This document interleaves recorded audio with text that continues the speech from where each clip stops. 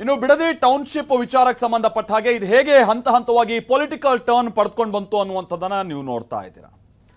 ಕಾಂಗ್ರೆಸ್ ರೈತರ ಅವ್ರ ಒತ್ತಾಯ ಏನಿದೆ ಅಥವಾ ರೈತರು ಏನು ಹೇಳ್ತಾ ಇದ್ದಾರೆ ಅದನ್ನ ಯಾವುದನ್ನು ಗಣನೆಗೆ ತೆಗೆದುಕೊಳ್ಳದೆ ಇಲ್ಲಿ ಟೌನ್ಶಿಪ್ ಮಾಡೋದಕ್ಕೆ ಈಗ ಅಕ್ವಿಷನ್ಗೆ ಸಿದ್ಧತೆ ನಡೆಸ್ತಾ ಇದೆ ಅನ್ನುವಂಥದ್ದು ರೈತರ ಆಕ್ರೋಶಕ್ಕೆ ಕಾರಣ ಆಗ್ತಾ ಇರುವಂತಹ ಸಂಗತಿ.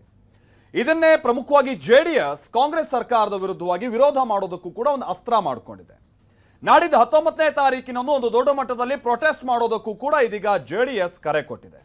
ಮತ್ತೊಂದು ಕಡೆ ಬೀದಿಗಿಳಿದು ಪ್ರೊಟೆಸ್ಟ್ ಮಾಡಬೇಕಾಗಿದ್ದಂತ ಬಿಜೆಪಿ ಟ್ವೀಟ್ ಮಾಡ್ತಾ ಇದೆ, ರಾಹುಲ್ ಗಾಂಧಿ ಅವರಿಗೆಲ್ಲ ಪತ್ರ ಬರಿತಾ ಇದೆ, ಈ ಮಧ್ಯ ಪ್ರವೇಶಿಸಬೇಕು ಅಂತ ಒತ್ತಾಯಿಸ್ತಾ ಇದೆ. ಇದೆಲ್ಲದರ ನಡುವೆ ಕಾಂಗ್ರೆಸ್ನ ಕೆಲ ಶಾಸಕರುಗಳು, ಅದರಲ್ಲೂ ಬಾಲಕೃಷ್ಣ ಸೇರಿದ ಹಾಗೆ ಕೆಲವರು ಈ ಯೋಜನೆ ಆರಂಭ ಆಗಿದೆ ಕುಮಾರಸ್ವಾಮಿ ಅವರಿಂದ ಅಂತ ಹೇಳ್ಕೊಂಡು ಕೆಲವು ವಿಡಿಯೋಗಳನ್ನ ಬಿಡುಗಡೆ ಮಾಡ್ತಾ ಇದ್ದಾರೆ. ಕುಮಾರಸ್ವಾಮಿ ಅವರು ಕೂಡ ಹೌದಪ್ಪ ನಾನು ಈ ಯೋಜನೆ ಆರಂಭ ಮಾಡಿದೆ, ಆದರೆ ಯಾವಾಗ ರೈತರು ವಿರೋಧ ಮಾಡೋಕೆ ಶುರು ಮಾಡಿದ್ರು ನಾನು ಆ ಯೋಜನೆ ಕೈ ಬಿಟ್ಟೆ, ನೀವೇನ್ ಮಾಡ್ತಾ ಇದ್ದೀರಾ ಅಂತ ಪ್ರಶ್ನೆ ಮಾಡ್ತಾ ಇದ್ದಾರೆ. ಇದೆಲ್ಲದರ ನಡುವೆ 1 ಎಕರೆ 30 ಗುಂಟೆ ಈ ರೀತಿಯಾದಂಥ ಸಣ್ಣ ಪುಟ್ಟ ಜಮೀನು ಇಟ್ಕೊಂಡು ಜೀವನ ಮಾಡ್ತಾ ಇದ್ದಂಥ ರೈತರು ಸರ್ಕಾರ ಈ ರೀತಿಯಾದಂತಹ ಅಸ್ತ್ರವನ್ನ ನಮ್ಮ ವಿರುದ್ಧವಾಗಿ ಪ್ರಯೋಗ ಮಾಡ್ತಾ ಇರುವಂಥದ್ದು ಎಷ್ಟು ಸರಿ ಅಂತ ಪ್ರಶ್ನೆ ಮಾಡ್ತಾ ಇದ್ದಾರೆ. ಬನ್ನಿ ಬಿಡದಿ ವಿಚಾರಕ್ಕೆ ಸಂಬಂಧಪಟ್ಟ ಹಾಗೆ ಟೌನ್ಶಿಪ್ ವಿಚಾರವಾಗಿ ಏನೇನು ನಡೀತಾ ಇದೆ ಈ ರಿಪೋರ್ಟ್ ಅಲ್ಲಿ ನೋಡ್ಕೊಂಬೋಣ.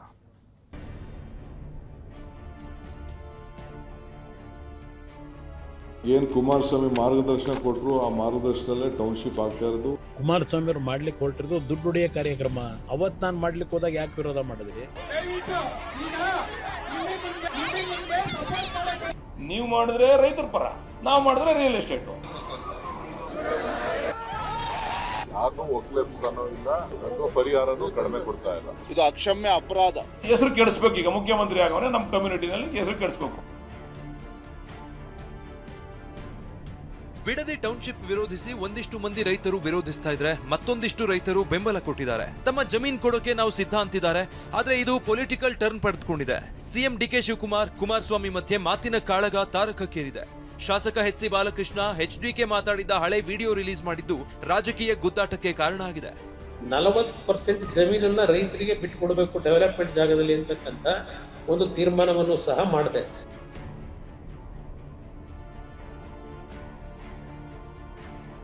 ಎಚ್ಡಿಕೆ ಮಾರ್ಗದರ್ಶನದಂತೆ ಟೌನ್ಶಿಪ್ ಮಾಡ್ತಿದೀವಿ ಅಂತ ಸಿಎಂ ಡಿಕೆ ಶಿವಕುಮಾರ್ ಹೇಳಿದ್ರು. ಇದಕ್ಕೆ ತಿರುಗೇಟ್ ಕೊಟ್ಟ ಕುಮಾರಸ್ವಾಮಿ, ನಾನು 2006ರಲ್ಲಿ 5 ಟೌನ್ಶಿಪ್ ಮಾಡೋಕ್ ಹೊರಟಾಗ ನೀವ್ಯಾಕೆ ವಿರೋಧ ಮಾಡಿದ್ರಿ, ಅದನ್ನ ಸ್ವಲ್ಪ ಜನರ ಮುಂದೆ ಇಡಿ ಅಂದ್ರು. I wish them good luck. ಏನ್ ಕುಮಾರಸ್ವಾಮಿ ಮಾರ್ಗದರ್ಶನ ಕೊಟ್ಟರು ಆ ಮಾರ್ಗದರ್ಶನದಲ್ಲೇ ಟೌನ್ಶಿಪ್ ಆಗ್ತಾ ಇರೋದು. ಕುಮಾರಸ್ವಾಮಿ ಅವ್ರು ಮಾಡ್ಲಿಕ್ಕೆ ಹೊರಟಿರೋದು ದುಡ್ಡು ಹೊಡೆಯೋ ಕಾರ್ಯಕ್ರಮ, ರೈತರನ್ನ ಒಕ್ಕಲೆಬ್ಸ ಕಾರ್ಯಕ್ರಮ ಅಂತ ಮಾಡಿದ್ರಲ್ಲ, ಅದು ರಾಜಕೀಯ ಅಲ್ವಾ? ಏನೊಂದು ದೊಡ್ಡ ಪಬ್ಲಿಸಿಟಿ. ಅದ್ಯಾತಿಕ್ ಮಾಡಿದ್ರು? ಅವತ್ ನಾನು ಮಾಡ್ಲಿಕ್ಕೆ ಹೋದಾಗ ಯಾಕೆ ವಿರೋಧ ಮಾಡಿದ್ರಿ?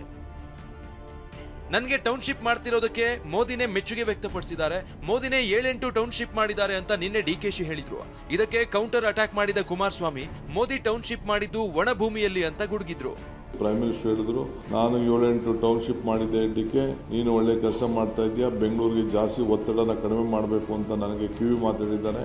ನರೇಂದ್ರ ಮೋದಿ ಅವರೇ ಮೆಚ್ಚುಗೆ ವ್ಯಕ್ತಪಡಿಸಿದ್ದಾರೆ. ಟೌನ್ಶಿಪ್ ಮಾಡೋದಕ್ಕೆ ತುಂಬಾ ಚೆನ್ನಾಗಿ ಮಾಡ್ತಾ ಇದೆಯಾ, ಮಾಡು ಅಂತ ಹೇಳಿದ್ದಾರೆ ಅಂತಕ್ಕಂಥ ಪದ ಏನು ಬಳಸಿದ್ದಾರೆ. ನರೇಂದ್ರ ಮೋದಿ ಅವರು ಗುಜರಾತ್ನಲ್ಲಿ ಮಾಡಿರ್ತಕ್ಕಂಥ ಟೌನ್ಶಿಪ್ ಇದೆಯಲ್ಲ, ಯಾವುದೋ ಭೂಕಂಪದಲ್ಲಿ ಅನಾಹುತಗಳಾಗಿ ಸಂಪೂರ್ಣವಾಗಿ ಡ್ರೈ ಲ್ಯಾಂಡ್ ಅಂತ ಕಡೆ ಒಂದು ಟೌನ್ಶಿಪ್ ಮಾಡ್ಕೊಂಡ್ರು. ಎಚ್ಡಿಕೆಯದ್ದು ರೈತರ ಪರ ಕಾಳಜಿಯಲ್ಲ ಎಂದ ಎಚ್.ಸಿ. ಬಾಲಕೃಷ್ಣ. ಟೌನ್ಶಿಪ್ಗೆ ವಿರೋಧಿಸ್ತಾ ಇರೋ ಕುಮಾರಸ್ವಾಮಿ ವಿರುದ್ಧ ಶಾಸಕ ಎಚ್.ಸಿ. ಬಾಲಕೃಷ್ಣ ತೀವ್ರ ವಾಗ್ದಾಳಿ ನಡೆಸಿದ್ರು. ನೀವು ಟೌನ್ಶಿಪ್ ಮಾಡಿದ್ರೆ ರೈತರ ಪರ, ನಾವು ಮಾಡಿದ್ರೆ ರಿಯಲ್ ಎಸ್ಟೇಟಾ ಅಂತ ಕಿಡಿಕಾರಿದ್ರು. ನನ್ನ ಕನಸಿನ ಕೂಸು, ಇದು ಹೆಂಗ್ ಮಾಡ್ಬೇಕು ಅಂತ ನನಗೆ ಗೊತ್ತು, ಇದು ನಾನು ಮಾಡ್ತೀನಿ. ಅವತ್ತು ಮರ ಗಿಡ ಇರ್ಲಿಲ್ವಾ? ಅವತ್ತು ಯಾರು ಹಾಲಾಗ್ತಿರ್ಲಿಲ್ವಾ? ಅವತ್ತು ರೈತರ ಬಗ್ಗೆ ನಿಮಗೆ ಕಾಳಜಿ ಇರಲಿಲ್ವಾ? ಇವ್ರ ಹತ್ರ ಬೇಡ ರೀ, ದೇವೇಗೌಡ ಹತ್ರ ಹೋಗವ್ರೆ ಜನ. ನಿಮ್ಮ ಮಗನಿಗೆ ಹೇಳಿ ಮುಖ್ಯಮಂತ್ರಿ ಆಗವ್ರೆ ಅಂದ್ರೆ ದೇವೇಗೌಡರ ಅವತ್ತು ಗಮನ ಹರಿಸ್ಬಿಟ್ಟೆ, ಕರೆದ್ಬಿಟ್ಟೆ, ಬರ ಇಲ್ಲಿ ಬಿಟ್ಬಿಡ, ನಾನು ರೈತರ ಹೋರಾಟ ಮಾಡ್ಕೊಂಬಂದವನು, ನಾನು ರೈತರ ಪರ ಇದ್ದವನು, ಹಂಗೆಲ್ಲ ಮಾಡ್ಬೇಡ ಕಣೆ ಅಂತ ಮುಗಿದೋಗಿತ್ತಲ್ಲ. ಅವತ್ತು ದೇವೇಗೌಡರು ಕಿವಿ ಕೊಡದೆ ಸುಮ್ಮನೆ ಮಾತಾಡ್ಬಿಟ್ಟು ಕಳಿಸ್ಬಿಟ್ಟವ್ರೆ. ಆಯ್ತು ನಾನು ಹೇಳ್ತೀನಿ ಮಾಡ್ತೀನಿ ಅಂತ. ನೀವು ಮಾಡಿದ್ರೆ ರೈತರ ಪರ, ನಾವು ಮಾಡಿದ್ರೆ ರಿಯಲ್ ಎಸ್ಟೇಟು. ಈಗ ಕುಮಾರಸ್ವಾಮಿ ಅವರು ನಿಜವಾಗ್ಲೂ ಕೂಡ ರೈತರಿಗೆ ಕಾಳಜಿ ಇದ್ದಿದ್ರೆ ರೆಡ್ ಝೋನ್ ಅನ್ನ ರಿಮೂವ್ ಮಾಡಬೇಕಾಗಿತ್ತು. ಅವರು 2006ರಲ್ಲಿ ಈಗ ಕುಮಾರಸ್ವಾಮಿ ತಾವು ಆಸ್ತಿ ಡಿಕ್ಲೇರ್ ಮಾಡೋರಲ್ಲ, ಕುಮಾರಸ್ವಾಮಿ ಹೆಂಡತಿ ಡಿಕ್ಲೇರ್ ಮಾಡೋರಲ್ಲ, ನಿಖಿಲ್ ಕುಮಾರಸ್ವಾಮಿ ಡಿಕ್ಲೇರ್ ಮಾಡೋರಲ್ಲ. ಎಲ್ಲಿಂದ ಬತ್ತ ಆಸ್ತಿ? ಏನು ಒಳ್ಳೆ ನರಸಿಪುರದಲ್ಲಿ ಆಲೂಗಡ್ಡೆ ಬೆಳೆದಿದ್ರಾ? ಇನ್ನು ಒಂದ್ ಹೆಜ್ಜೆ ಮುಂದೆ ಹೋಗಿ ಕುಮಾರಸ್ವಾಮಿ ವಿರುದ್ಧ ಸಾಕ್ಷಿ ಬಿಡುಗಡೆ ಮಾಡಿದ ಶಾಸಕ ಎಚ್.ಸಿ. ಬಾಲಕೃಷ್ಣ ಈ ಹಿಂದೆ ಕುಮಾರಸ್ವಾಮಿ ಮಾತಾಡಿದ್ದ ವಿಡಿಯೋ ರಿಲೀಸ್ ಮಾಡಿ ಕಾಲೆಳೆದಿದ್ದಾರೆ. ರೈತರ ಜೊತೆಗಿನ ಸಭೆಯಲ್ಲಿ ಮಾತಾಡಿದ್ದ ಕುಮಾರಸ್ವಾಮಿ ಬಿಡದಿ ಟೌನ್ಶಿಪ್ ಮಾಡುವ ಪ್ಲಾನ್ ಇತ್ತು, 40% ಡೆವಲಪ್ಮೆಂಟ್ ಲ್ಯಾಂಡ್ ನೀಡಲು ರೆಡಿ ಇದ್ದೆ ಅಂತ ಹೇಳಿದ್ದ ವಿಡಿಯೋ ಬಿಡುಗಡೆ ಮಾಡಿ ತಿರುಗೇಟ್ ಕೊಟ್ಟಿದ್ದಾರೆ. ರೈತರಿಗೆ ಯಾವ ಒಂದು ಡೆವಲಪ್ಮೆಂಟ್ ಆದಮೇಲೆ 40% ಜಮೀನನ್ನ ರೈತರಿಗೆ ಬಿಟ್ಟುಕೊಡ್ಬೇಕು ಡೆವಲಪ್ಮೆಂಟ್ ಜಾಗದಲ್ಲಿ ಅಂತಕ್ಕಂಥ ಒಂದು ತೀರ್ಮಾನವನ್ನು ಸಹ ಮಾಡಿದೆ.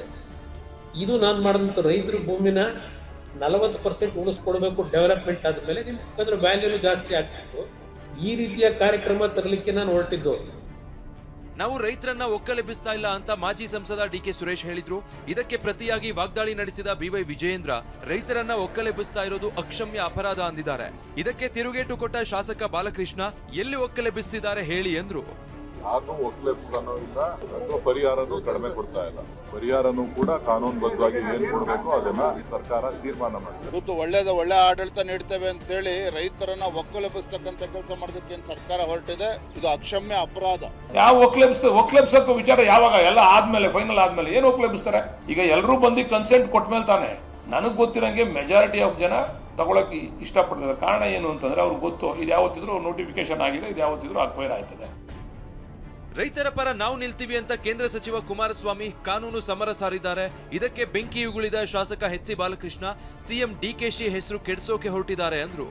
ಆ ರೈತರು ಏನು ಕಳೆದ 450-500 ದಿವಸದ ಹೋರಾಟ ಮಾಡ್ತಾ ಇದ್ದಾರೆ, ಅವರ ಪರವಾಗಿ ನಿಲ್ಲಬೇಕಾದಂಥ ಜನಪ್ರತಿನಿಧಿಗಳು ನಮ್ಮ ಕರ್ತವ್ಯ ಇದೆ, ಆ ಕೆಲಸ ಮಾಡ್ತಾರೆ. ಕುಮಾರಸ್ವಾಮಿಗೆ ಪ್ರಾಮಾಣಿಕತೆ ಇದ್ರೆ ಅವತ್ತೇ ಮಾಡ್ಬೋದಾಗಿತ್ತಲ್ಲ. ನಿಜವಾಗ್ಲೂ ಕಳ್ಕಳಿದ್ದೀರಿ. ಇವತ್ತು ಅವ್ರ ಉದ್ದೇಶ ಏನೋ ಡಿ.ಕೆ. ಶಿವಕುಮಾರ್ಗೆ ಹೆಸರು ಬಂದ್ಬಿಡ್ತದೆ. ಡಿ.ಕೆ. ಶಿವಕುಮಾರ್ಗೆ ಹೆಸರು ಬರಬಾರ್ದು, ಹೆಸರು ಕೆಡಿಸ್ಬೇಕು. ಈಗ ಮುಖ್ಯಮಂತ್ರಿ ಆಗವರೆ ನಮ್ಮ ಕಮ್ಯುನಿಟಿನಲ್ಲಿ ಹೆಸರು ಕೆಡಿಸ್ಬೇಕು.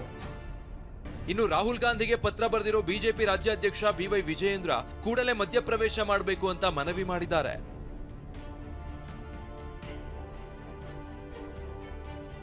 ಹಾಗಾದ್ರೆ ಬಿಡದಿ ಟೌನ್ಶಿಪ್ ನಿಂದ ಏನೆಲ್ಲ ಅನುಕೂಲ, ಸರ್ಕಾರದ ಪ್ಲಾನ್ ಏನಿದೆ ಅನ್ನೋದು ನೋಡೋದಾದ್ರೆ, ಬೆಂಗಳೂರು ಆಡಳಿತ ವಿಕೇಂದ್ರೀಕರಣದಿಂದ ಅಭಿವೃದ್ಧಿಗೆ ಸಹಾಯ ಆಗಲಿದೆ. ಬೆಂಗಳೂರು ನಗರದ ಮೇಲೆ ಹೆಚ್ಚಿನ ಜನಸಂದಣಿಯ ಒತ್ತಡ ಕಡಿಮೆ ಆಗಲಿದೆ. ವಿವಿಧೆಡೆ ವ್ಯಾವಹಾರಿಕ ಕೇಂದ್ರ ನಿರ್ಮಾಣಕ್ಕೆ ಅನುಕೂಲ ಆಗಲಿದೆ. ಇನ್ನು ಗುಣಮಟ್ಟದ ವಿಶ್ವದರ್ಜೆ ವಾಸಯೋಗ್ಯ ನಗರ ಬೆಳೆಸುವ ಉದ್ದೇಶ ಆಗಿದೆ. ಭಾರತದ ಇತರೆ ನಗರಗಳ ಜೊತೆ ಸ್ಪರ್ಧಾತ್ಮಕವಾಗಿ ಮುನ್ನಡೆ ಸಾಧಿಸೋಕೆ ಸಹಾಯ ಆಗಲಿದೆ. ಬೆಂಗಳೂರು ಹೊರಭಾಗಗಳನ್ನು ಅಭಿವೃದ್ಧಿ ಮಾಡಲು ಅನುಕೂಲ ಆಗಲಿದೆ. ಅನ್ನದಾತರ ಹೋರಾಟಕ್ಕೆ ಜೆಡಿಎಸ್ ಸಾಥ್ ಕೊಟ್ಟಿದೆ. ಜೂನ್ 19ರಂದು ನಿಖಿಲ್ ನೇತೃತ್ವದಲ್ಲಿ ಬೃಹತ್ ಪ್ರತಿಭಟನೆ ನಡೆಯಲಿದೆ. ಎಲ್ಲರೂ ಕೂಡ ಅವತ್ತಿನ ದಿನ ಪಾದಯಾತ್ರೆಗೆ ಭಾಗವಹಿಸ್ತಾರೆ ಅಂತಕ್ಕಂಥ ವಿಶ್ವಾಸ ನನಗಿದೆ. ಕಾರಣ ಇವತ್ತು ಅದು ಅವ್ರ ಬದುಕಿನ ಪ್ರಶ್ನೆ. 450 ದಿನ ಆದರೂ ಇವತ್ತು ಬೀದಿಲಿ ನಿಂತು ಹೋರಾಟ ಮಾಡ್ತಾ ಇದ್ದಾರೆ ಅಂತಕ್ಕಂಥದ್ದಾದರೆ, ಇವತ್ತು ಅವ್ರ ಸ್ವಂತ ಜಮೀನನ್ನು ಉಳಿಸ್ಕೊಳ್ತಕ್ಕಂಥದ್ದಕ್ಕೆ ಯಾವ ಒಂದು ಸಂಕಷ್ಟದಲ್ಲಿ ಸಿಲುಕಿದ್ದಾರೆ ಅಂತಕ್ಕಂಥದ್ದನ್ನ ನೀವು ಅರ್ಥ ಮಾಡ್ಕೊಳ್ಬೇಕಾಗ್ತದೆ. ಅವ್ರ ಪರವಾದಂಥ ಪಾದಯಾತ್ರೆ ಮಾಡ್ತಾ ಇದ್ದೇನೆ. ಇನ್ನು ಬಿಜೆಪಿ ಪ್ರತ್ಯೇಕ ಹೋರಾಟಕ್ಕೆ ಮುಂದಾಗಿದೆ. ಸರ್ಕಾರದ ವಿರುದ್ಧ ಜೂನ್ 22ರಂದು ಹೋರಾಟಕ್ಕೆ ವಿಪಕ್ಷ ಬಿಜೆಪಿ ಚಿಂತನೆ ಮಾಡಿದೆ. Bureau report, TV9.